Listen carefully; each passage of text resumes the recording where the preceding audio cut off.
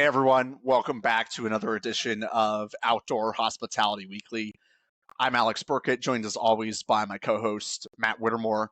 And today we've got another great interview coming your way with somebody both Matt and I have admired from afar and now up close as we get to talk with Ben Wolff today.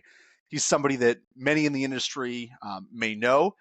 He's well known for being the co-founder and developer of Onera, a luxury treehouse resort brand that has a couple of locations that we'll get a chance to talk with Ben about and dive into today.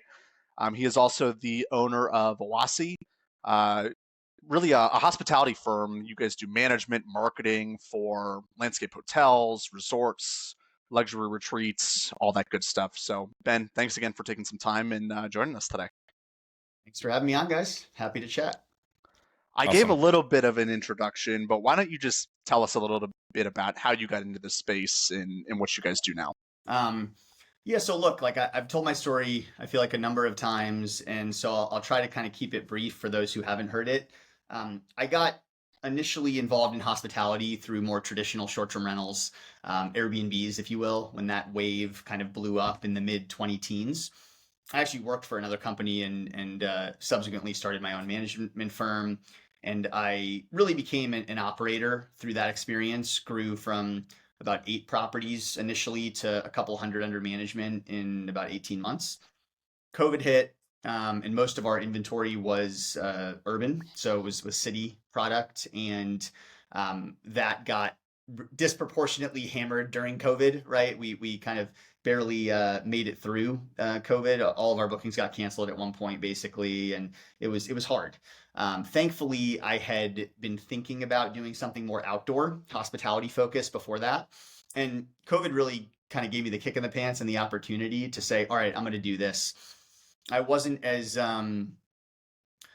distracted by the profits of more traditional short-term rentals, which I think I had been before. And it really gave me an opportunity and a push to pursue what was really, I think, the launch pad of my career in a lot of ways, which was the first Onera location, finding a piece of property for that, really like honing the concept. And, there was a couple different factors that sort of led to the Onera concept. One was I went on a Southwestern road trip with my wife for our honeymoon. We visited like a dozen national parks in about 6 weeks. And I had lived in New York City for like 11, 12 years. So it was kind of falling in love with the great outdoors. I borrowed my buddy's RV and we had all these issues with the RV, right? Like as RV life goes, we had to go to dealerships to get stuff fixed and call mobile mechanics and, deal with all this friction. And so with Onera, I really wanted to create a more elevated experience that didn't have any of that friction, but had all of the inspirational component of being out in nature, really unique upscale units. So that's what we aimed to deliver with Onera. And at the time, and I still think today, there was this massive gap in the middle of outdoor hospitality. And when I say middle, I really do mean upscale. So there was Under Canvas and Auto Camp, which I consider more kind of like mid-tier sort of mass market. And then there's the ultra luxury, right? There's the Post Ranch Inns, the Amans, these just incredibly iconic ultra luxury, multi-$1,000 a night, 4-to-1 staff to guest ratio type properties, and nothing in the middle. So Onera is really in that sweet spot of what I look at as like $500 to $1,500 a night. And that's pretty much where Onera plays, depending on seasonality and demand and all the rest. And it's providing these one-of-a-kind, super unique units, Instagrammable stays, highly shareable, highly experiential, but stripping away a lot of the staffing costs that I think are like a little bit clunky and superfluous and just not necessary. So it's a more approachable price point for people to be able to stay in these inspiring units. And we're still taking care of them. We're still doing quality control. We're still available if they have a problem. But there's not a zillion staff running around, which allows us to achieve that more approachable price point. Super cool. Yeah. I'm curious. You're involved in a lot of different things. We touched on it a little bit. You're a developer. If you had to just say it in one sentence, what do you do? So we're reimagining hospitality for the modern traveler. That's how I look at it in one sentence, right? And there's a lot of different ways that happens. We're innovating the travel space to meet the needs of the modern traveler. So whether that is with Oasi social media marketing, we're sort of meeting them where they are on social, on Instagram, and presenting a property in a way that they can connect with. So it helps the host, but it also helps the guest to connect with the space. That could be on the Oasi side of things with like the design and development consulting and partnerships we do, helping design and create spaces that cater to those needs and are highly shareable, are, maybe wellness focused. I mean, that's a trend that Sure. I'm pretty big on right now. So yeah, meeting those needs. So whether it's development or whether it's services, that's kind of what we're aiming to do. Love it. What I've always been really impressed with you, and you put out a lot of content. You've been on a lot of podcasts. I've always been super impressed with your feel and your ability to tap into consumer trends, sentiment, behavior. What has allowed you to do that, and when did it really start to click for you? Yeah, it's a good question. Look, I mean, I think I fit that archetype of the modern traveler. So there's an element of like, I am trying to create things that I want and that my friends want. So that certainly helps. I also just look at when I talk to people, right? My friends, or just, when I see people talk about their experiences and how excited they get about, this wellness related trip that they did, or this, iconic landscape hotel, or this, luxury glamping stay, and just how their eyes light up and how much more excited they are about that.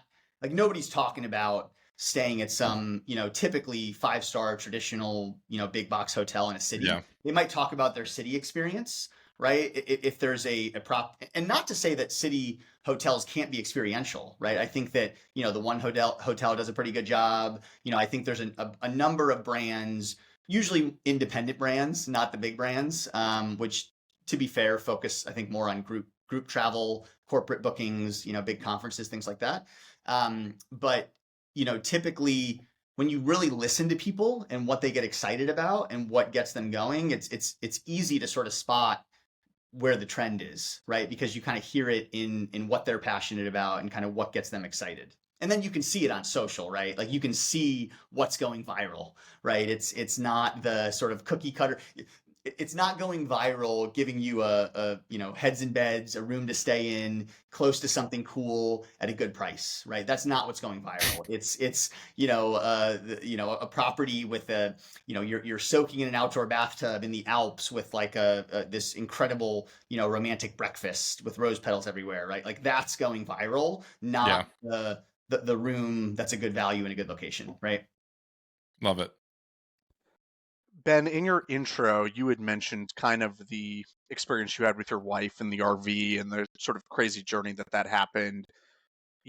Talk to me a little bit about just forming the concept for the first and then now the second location at Onera. Did you have sort of that idea in mind of what type of experience you wanted to integrate, and just walk us through a little bit about the process of actually opening up one of these resorts? Because I think that's something that a lot of people may wonder.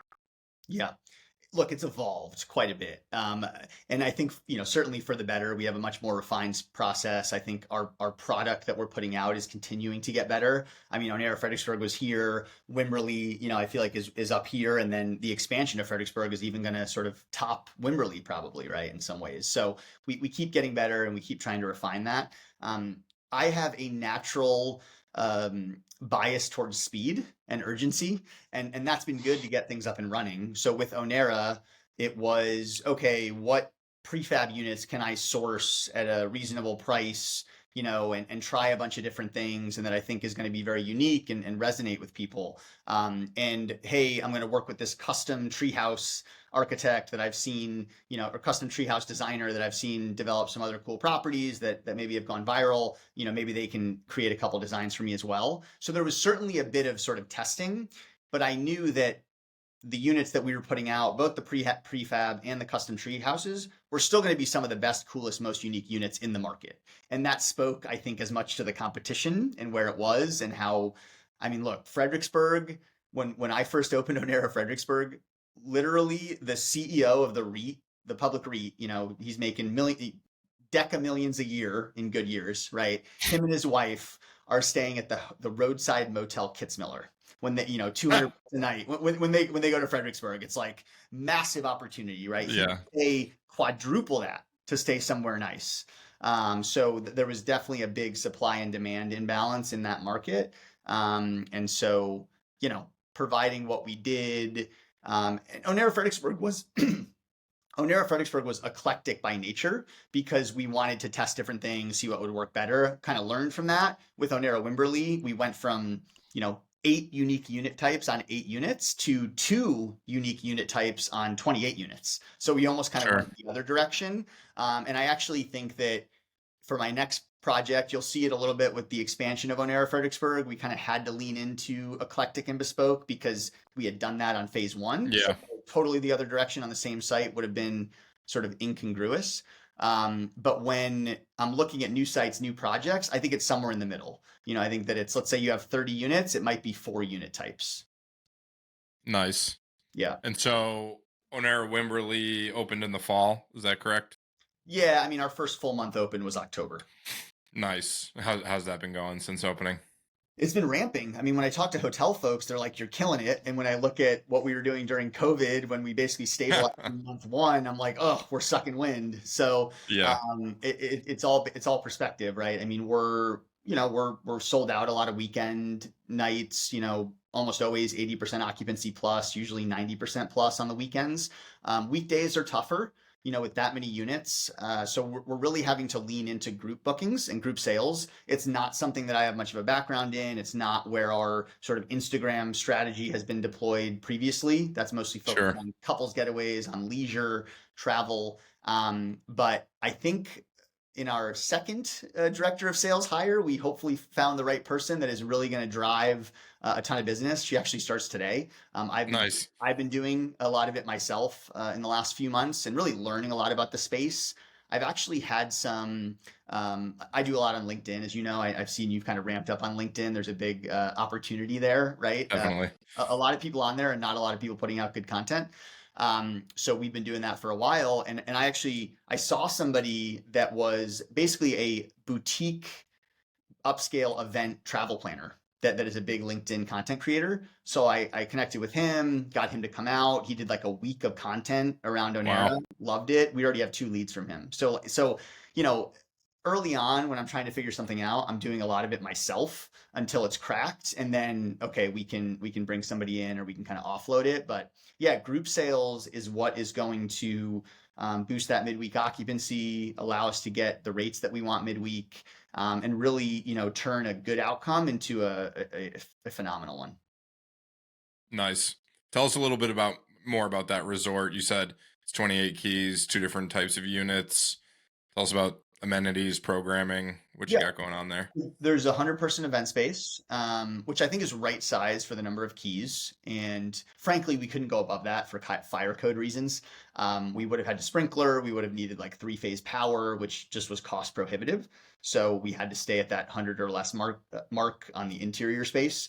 We have a beautiful infinity edge pool facing this incredible hill country view. I think maybe the best view in the hill country. Just west facing, our sunsets are to die for, rolling hills. You really feel like you're perched on the top of this hillside, like overlooking the whole hill country. So yeah, it's beautiful. Our 2 unit types are the greenhouse and the spyglass. Spyglass is a little bit of an iteration on the first spyglass we did at Onera Fredericksburg. And the Wimberley site really called for that sort of longer, skinnier, elevated unit type on the premier views part of the site, because it's kind of a narrow hillside. So by having these longer, skinnier units, there was a couple of different things we were able to take advantage of. One was fitting more units on the hillside and still having them feel private. The other was because of the grade change, you can walk in on one side that's almost at grade level, and then on the back side, you're like 30 feet in the air. So there's this really dramatic reveal, and you don't really totally know the expanse of the view or how dramatic or elevated it is until you actually walk to the back and open up the door to the deck. That's amazing. Yeah. The other unit type, by the way, greenhouse, they have fully vegetated rooftops. So we haven't even hit the climax of those units yet, which will be this spring when we have our wildflower bloom. So there's over 100 species of native grasses and wildflowers that are all irrigated by the shower water. Water conservation is a big hot topic in the hill country and the Southwest in general, as it should be. Yeah. Scarce resource down here. So we were trying to be as water conservation minded as we could be. As we've sort of walked through the first couple of locations for Onera, we've hit on a couple of target markets. I know you've mentioned more on the way as you guys look for more project sites. You're pretty focused on Texas right now as a developer, but we sort of have a question around markets and whether or not there are other markets in mind that you're potentially looking at. And even just more broadly speaking, I mean, Matt and I are both up here in the Northeast. Are there areas even nationwide as you talk with other developers and operators that you're saying, this is where I'm keeping an eye at, this is where consumer demand has shifted? Yeah, look, I think there's so many options where this type of product can work. And in my mind, there's really two strategies you can go after. One is it's more of a proven market. There's a little bit more supply, or a lot more supply in some cases. The hill country is one of them, right? There's a lot of supply. And in those markets, I think you really have to reach to be highly differentiated, to be one of the most unique properties there. Maybe err on the side of upscale. A lot of these markets that have a lot of supply, there's a glut in the middle and sometimes even on the lower end. So if you can kind of rise above that, you can still grab those premium ADRs and have higher occupancy, because even though there's a lot of unique stays, there's a limit to the number of upscale, truly one of one stays. So you kind of got to play there. And that's what we did with Onera Wimberley, what we're doing with Onera Fredericksburg expansion. There's other markets though, where I think that there's very little, but there's a lot of captive demand. Not a lot has been done in terms of landscape hotels or luxury glamping or anything of that level. So I think that the bar is lower. I would still urge folks to do it right. There's like too much mediocrity out there, so please do it right regardless of where you build. But I don't think I think that if you threw up what we did, Onera Fredericksburg phase 1, in a lot of markets that don't have a ton of supply yet, I mean, you'll get the kind of crazy COVID numbers that we were getting for the first couple of years just because of lack of supply. So those are the two different directions that I think you can go with it. No matter where you go, you want to be within, I would say 2 hours drive of a major metro that you can really drive significant demand, that has disposable income. And, if you're within 2 hours of a major metro that has really high income earners and a willingness to spend, then you can really hit that upscale, very high ADR part of the market. If you're in an area that, is maybe more middle income, then you have to create a product that's going to cater more to that clientele. Makes a lot of sense. So what's another thing that's really impressed me with how you've grown your business and just the level of production and output, your marketing operation, one for your own properties, and through Oasi you have third party services. I'd love to hear a little bit about how you've scaled that operation, how you've grown out that team and refined the services, and just what that journey's been like. Yeah, I mean, look, it's been great because I'm an owner, I'm a developer, so I know what's needed, and we've been able to test a lot of things on our own properties and sort of hone them and build the team that just breaks through walls to deliver value for our own properties. And then, we can continue to specialize, hire more people as we add clients, and deliver that same value to third-party clients as well. So I'm in a unique position to really know what owners want and really know what drives value. So that's been really very mutually beneficial between the properties I've developed and then the services company Oasi. And then our clients that believe in us and work with us get to benefit from all that knowledge and experience and the specialized team that we built. So yeah, look, social media marketing was something that we built the team because we were so unimpressed with the social media agencies that were out there. I don't know why this happened, but effectively, I think the vast majority of agencies out there, it's like, and hotels and outdoor properties probably as well.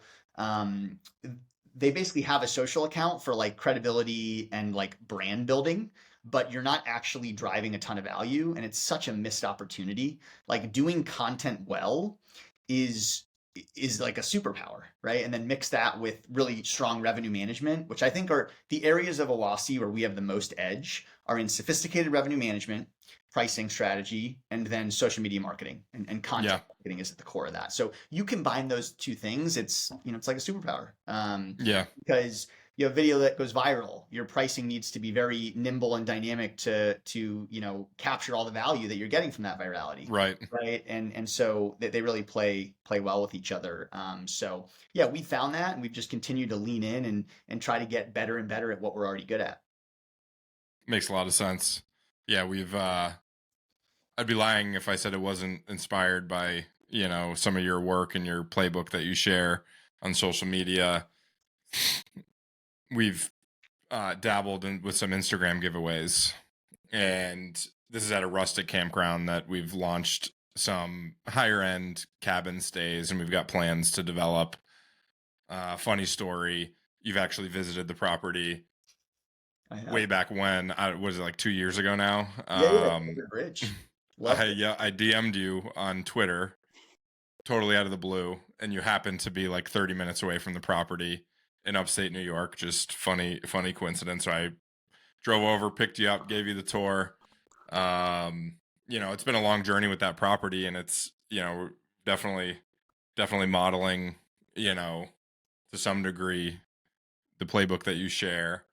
And it's worked great. I mean, what we haven't really nailed is like the high quality video content, because it's still a rustic campground. I mean, we're literally sharing like iPhone videos that we take ourselves. We did a fly fishing giveaway that was literally an iPhone video of me filming a fly fisherman, but small account, grew the followers by 50%, $500 value giveaway, 600 followers and 16,000 views. I mean, it didn't go crazy viral, but it works. Yeah. It works. And, we're definitely excited to see where we can take it. You'll certainly be my first call when we get some more units going. But, I mean, it's powerful. You were kind of describing me about just having Instagram to check a box and just have the business card up there or whatever. And we had an Instagram for 3 years and didn't really do anything with it. And, Alex has a background in marketing, and he's been helping out a lot with that. And just the incremental changes, not a huge investment, just taking it more seriously. It really, really makes a huge difference. So yeah, thank you for sharing your knowledge and your playbook there, and can attest to it works. In terms of the team, like logistically, Alex and I were talking about this. It's impressive that you can be spread out across the country and still have a standard for such high quality video content. What's that like to manage that? I think you've seen some stuff on the East Coast, obviously in Texas. Do you have crews that you send all over the country? Do you vet and find new contractors by the job? How does that all work? We fly people around. Yeah, it's and look, we're always trying to find new videographers. Sure. It's definitely one of the bottlenecks when it comes to creating amazing content. Like the video just has to be good enough, right? And that's a piece of it. The equipment, the videographer, knowing how to shoot. We're continuing to we're actually, testing out a couple new SoCal videographers because we have a bunch of properties now. And we'd love to have somebody local instead of sending our people from Denver and Ohio and, where we have our core videographers from. So yes, another big one is the editors. I think people underestimate the editing side of things, and that is, at least half of the game as well, right? You can have phenomenal video content, but if it's not edited strategically in a way that's going to help you achieve that virality and that shareability, then you're kind of dead in the water. You're like all these other hotel accounts with look, a lot of these other hotel accounts, luxury hotels, have phenomenal footage. It's just not edited well. And in some cases, they don't have the same style shots that you need to create that high engaging, really optimized for social type of content. They're so used to doing traditional advertisements that's how their content comes off. And people are users are repelled by ads now, right? So, the more it can feel authentic, genuine, truly pull you in, you feel like you're following somebody around the property, or maybe you truly are and they're giving you a tour. There's a lot of different ways to do it. Maybe some behind the scenes, opening up that for folks. I just think that it's very counter to how a lot of the big brands want to show their property in a very polished, slow, hero shots, but not keeping you engaged, right? Like, oh, this Sure. is any other ad. Right. Love it. Yeah, So go ahead, Alex. I was just going to add a note on creative is definitely a key variable, and was going to ask the question of look, as Matt alluded to, we have sort of been modeling a lot of this. You could have very easily kept this for yourself and just built Onera into what it was. Why did you open this up and sell this as a service offering to other folks? Honestly, sometimes maybe not in your direct market, but competing in markets all across the country where you're almost saying, look, I'm helping build a competitor and maybe a service area that Onera itself may want a location someday. So can you just walk through a little bit about why you opened this up as a service offering? Yeah, look, I think we have an abundance mentality in general.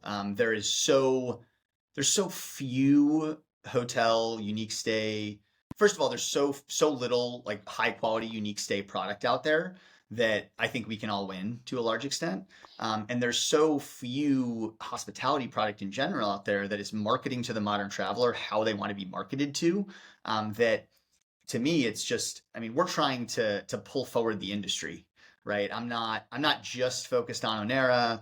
I'm building other brands, that are going to be maybe more amenitized, different concepts. So, I just believe in innovating the hospitality landscape for the modern traveler, not, for any one specific property or brand. Obviously, we devote, we outperform, we try to over deliver for properties that we own and make sure that we're, under market and giving the best deals that we can, just because, we need to do that for a lot of reasons from a fiduciary standpoint and all that. But yeah, there's so many other properties that can benefit from this. And honestly, very rarely is there a scenario where there's this amazing experiential property that we want to do marketing for that's right next to another one. Right. They're probably an hour apart in a different submarket, or, and the same person that wants to go to Onera might want to go to the other property, Live Oak Lake, take, for example, we don't manage one, but if we did that sort of thing, it's a different direction. Right. It's the same feeder market. But they want to go to both, right? It's not a zero-sum game. Yeah. So true. I talk to a lot of investors and they want to run comps, and it's I kind of want to say there are none, right? There's some similar properties. This one is different for these reasons. This one's a lower price point, different service model. This one's $3,000 a night, but similar location. And it's just so hard to go apples to apples. So totally agree. And if you want to go build a Courtyard or a Hilton Garden Inn in a city that's got 6 other select service hotels, then go do that, right? Yeah. part of the value is the differentiation, right? Yeah, for sure. And that's going to drive outsized returns. Yeah. There comes risk with that, like anything else, but your return profile should be massively increased for taking that risk, which it is. Definitely. So it seems you're a big proponent of kind of at least a marketing strategy of building in public. A couple questions along those lines. Do you find that it's obviously largely business to business content and marketing. Do you find that it crosses over to the consumer side? Do you find that people are staying at Onera and they're no, it's Ben Wolff's property? Surprisingly, yes. And for a lot of reasons, I can't be out front and center as much on the Onera Instagram. I have partners. It's kind of been a strategic choice that we're not going to do that. Yeah. I think it's very effective. And not that I necessarily want to be the face of Onera. Sure. Like I said, I mean, I'm involved in other projects. I have Oasi. I'm more the face of Oasi, right? Than Onera. People just know me as the developer and creator of Onera. Yeah. But surprisingly, yes. Like I've bumped into people just anecdotally, like, oh, I saw you on the Shelby Church, YouTube video, and so we came out to stay to check it out. Or Nice. people on LinkedIn that are like, oh, I got to take my wife here, or oh, we got to go check this out. Certainly on the group sales side, right, where people might see us on LinkedIn or Twitter, and they're like, oh, I want to take my company here, or my next mastermind here, or something like that. Right. So there's definitely crossover and benefit. Surprisingly. Yeah. I think people, for a traditional like commercial real estate mentality, people have fear of that. They're trying to create 10 layers of LLCs so that nobody could ever find them. And that's that world that I come from. And it's such an interesting kind of pivot. So I love talking about that just as kind of a dynamic. I assume no bad experiences coming from that dynamic, right? No. I mean, not at this point. Knock on wood. I mean, we can try to do things the right way, right? Yeah. I have a GC and co-developer that is like maniacal about risk and making sure that like we're not opening ourselves up to liability, and like even if it's not code, we went above and beyond to try and do things the right way and mitigate. Yeah. So we really try to watch out for that. But I mean, look, like, what I talk about on social and what I put out there, and then like, the legal structure and entities and all the rest. I mean, those are also two different things, right? I mean, you can still try to protect yourself as best you can. I also think that like that's a little bit illusory in today's day and age. Like people can find you if they want to find you. Yeah. like, unless you're living under a rock. I mean, it's really hard to not be found if somebody really wants to find you. So to me, it's like if I put it out there, build this like personal brand affinity, then and look, there's always haters. But if we try to lead with value, lead with help, lead with trying to create amazing experiences for the modern traveler, like it's kind of hard to hate on that, right? Yeah. And it I think in some ways it may actually like prevent somebody from coming out and trying to hammer us on development or ruining the hill country or taking the water, because we're getting ahead of that messaging, right? I'm talking about what we're doing from a water conservation standpoint. Like I get to control the narrative more so than it's just running wild. Yeah, smart. Was there a point at which it dawned on you or clicked for you that you wanted to really just follow the building in public kind of model and philosophy? I never really wanted to. Honestly, by nature, surprising for most folks, little camera shy, didn't want to be out front and center, never had been, had built other opportunities. I saw what Isaac French did, and so did my co-founder in Oasi, Jesse. Yeah. And he was kind of like, look, you better get out there and start getting on podcasts and posting, and we got to take this stuff seriously, because I mean, look, Onera was more units and I think more unique and differentiated, had more exciting numbers even than Live Oak Lake in a lot of ways.